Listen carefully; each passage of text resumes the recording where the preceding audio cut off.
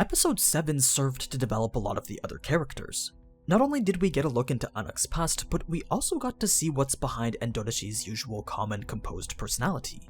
This, alongside key world-building details and combat mechanics, were among the cut content for this episode.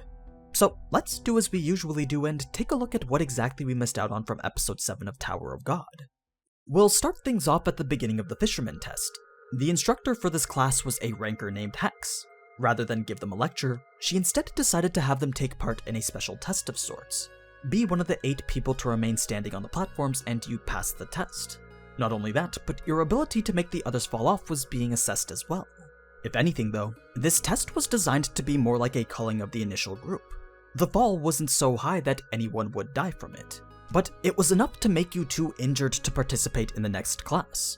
So falling here was essentially the equivalent of failing altogether. There was definitely a lot more at stake here, and that's what the instructor wanted to make clear. So both ANAAK and Endorishi now had the opportunity to take the other out of the test for good. It also made the test itself a lot more stressful for the other regulars, though for someone like Endorishi, she didn't really have to worry at all. I mean, she was well aware that no one would be dumb enough to challenge her. Besides, it's unlikely that anyone aside from ANAAK could even make the jump across to her anyway.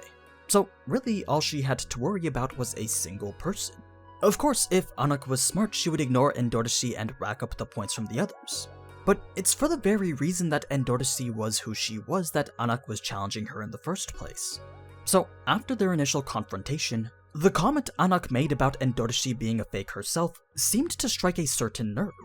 It's why she decided to throw away her needle. She wasn't going to need it to teach this imposter the difference between a real princess and a fake. That's how confident she was in her own ability. Now, before the fight could go any further, we switch over to the classes with the Lightbearers. It's here that we get our first look at the lighthouses and their functionalities. But since I'm doing a video on all the positions later this week, all you really need to know for now is that lighthouses work towards gathering and controlling the flow of information. That's pretty much what we see Kun and Rachel doing here.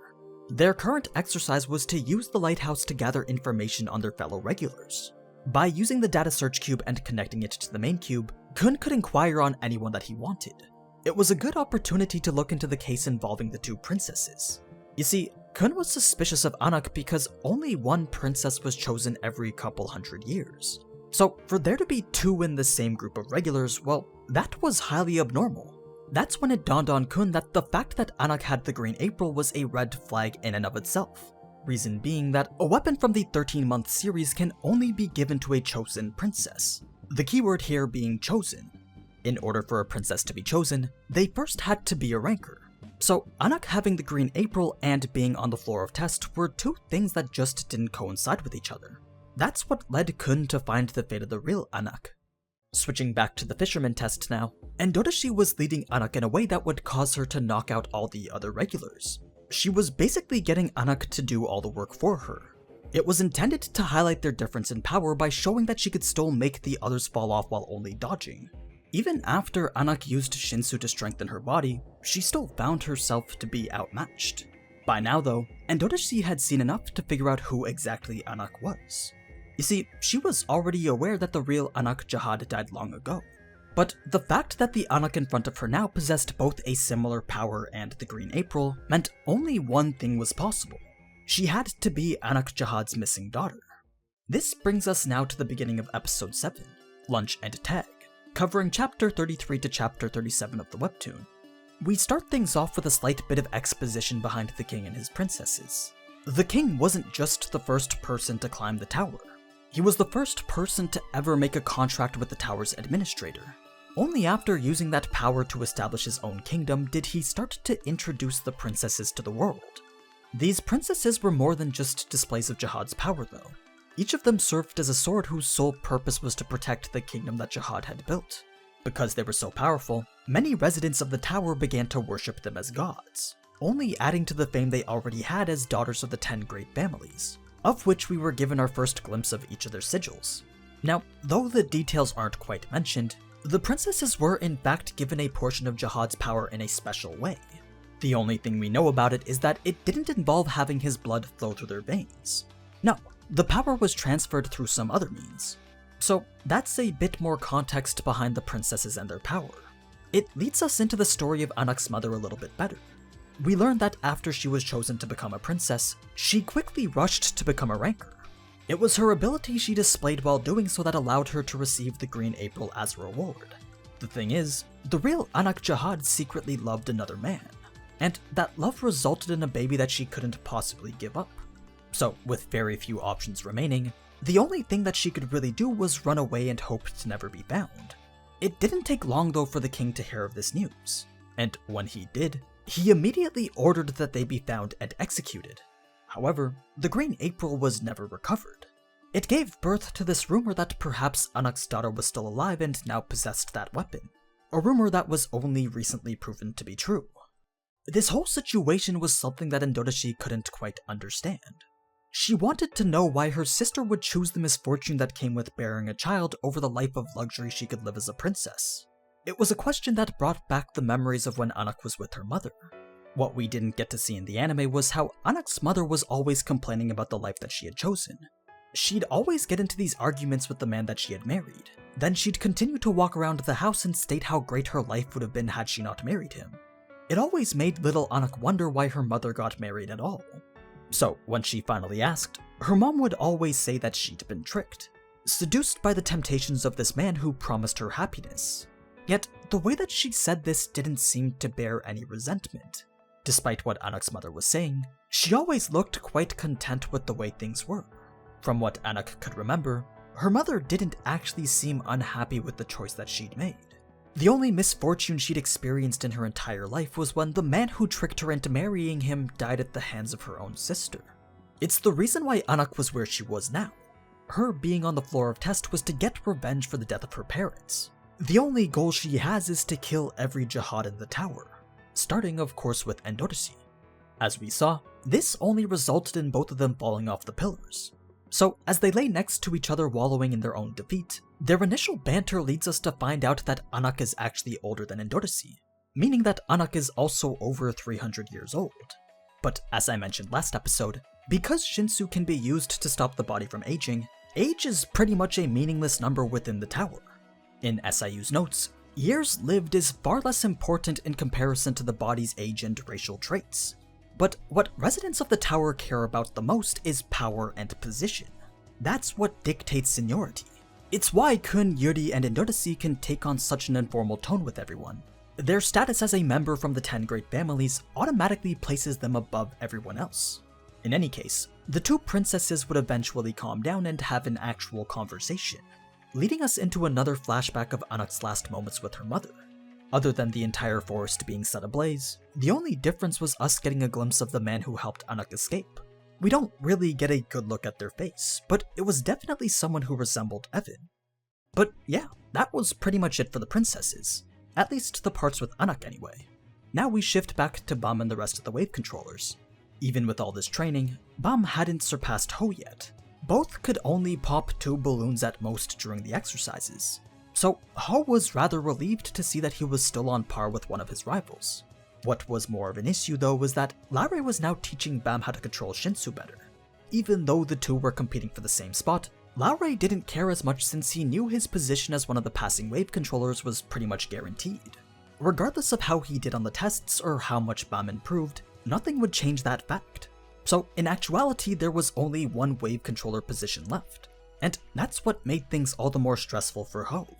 While not too many people were able to identify Ho's imminent breakdown of character, Hwa Dae-yoon is shown to be one of the few who has. It's more clear that this is the case in the webtoon since they dedicated so many panels to it. Anyway, as Bam and Kun discuss Endodashi and ANAAK's current situation, Kun found the whole thing to be comedic whereas Bam wanted to help. It's here that Kun finally decides to confront Bam on his White Knight personality. You see, Bam always seemed to have the naive idea that he could simply help everyone all the time. But that was a mentality not suited to climbing the tower. So what Kun wanted to help Bam understand was that with the way the tower was structured, his or anyone else's success will always come at the expense of someone else's. Bam was only where he was now because he made someone else fail. And if he chooses to continue his journey up the tower, then he'll have to make other people fail as well. It was impossible to follow through with the ideology that everyone could be happy. God wasn't so kind. If that was something Bam had a problem with, then he'd have to take it up with whoever that god was at the top of the tower. Yes, those were harsh words to hear, but it was the truth. Though, even after saying all of that, Kun did actually have an idea that could assist most of Bam's friends. As we saw, bribing Endorsi with food was the best way to help Shibisu and Hats pass their test, all while conserving the little points that Endorsi had left. So, as Bam tempted Endorsi by literally dangling food in front of her, there was a bit to their conversation that went to developing Endorsi's personality. It was in this moment that Endorsi went from her normal, calm and composed manner to that more fitting of a modern teenage girl. For context, twice we've seen her order the special meal in the anime.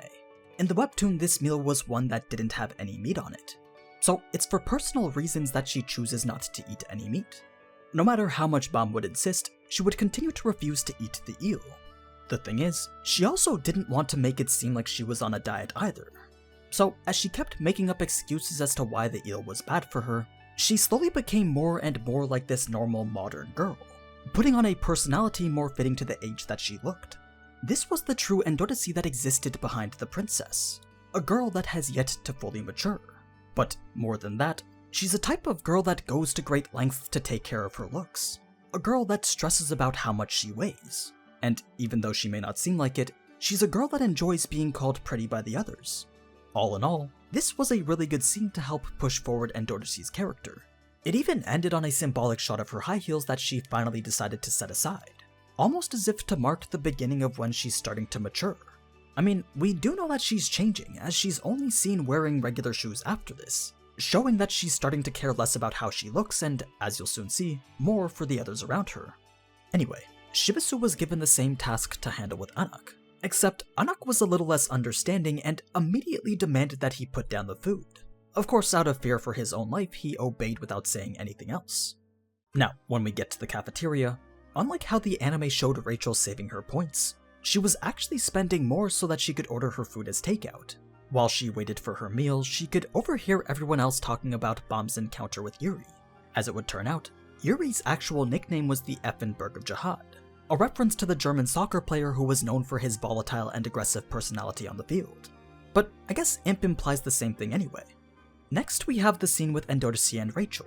The anime made it seem as if Rachel got frustrated by what Endorsi said, but really it was practically the opposite of that.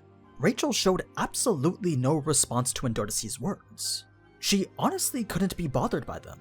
On the other hand, Endorsi seemed as if she was rather perturbed by the one-sided relationship Bam and Rachel shared, almost to the point that she would just go and reveal everything to Bam.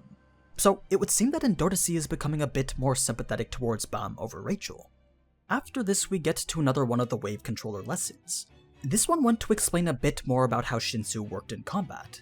Wave controllers utilize Shinsu in clusters referred to as bangs. Each bang is one ball of Shinsu and is made up of two components, size and consistency. Both are very important, but what matters most is the number of bang that any individual can control. Reason being that if you were to fight someone who could control more bang than you, then they would always be able to overwhelm you with their attacks. It would be impossible for you to block all of them since you couldn't match their output. The thing is, controlling multiple bangs is one of the hardest things to learn. It takes great skill to master the materialization of more than one. It's almost like trying to learn how to use multiple arms. Even learning how to use one bang took 2 years for Yuga himself to master. And even then, people still called him a genius. Yet, here was Bam, 2 weeks later having performed the same feat. So, what did that make him? Yuga was well aware of Bam's significant talent, and because of that he wanted Bam to know that his talent will inevitably be the root cause of others' envy. This was a very important lesson, and it leads us into Ho's scene a bit more ominously.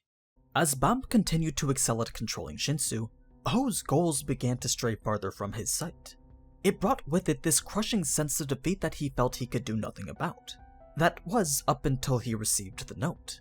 In the webtoon, this scene had additional important details that the anime left out. The note itself read the following. It made it very clear that in order to make Bam fail, all Ho had to do was use Rachel.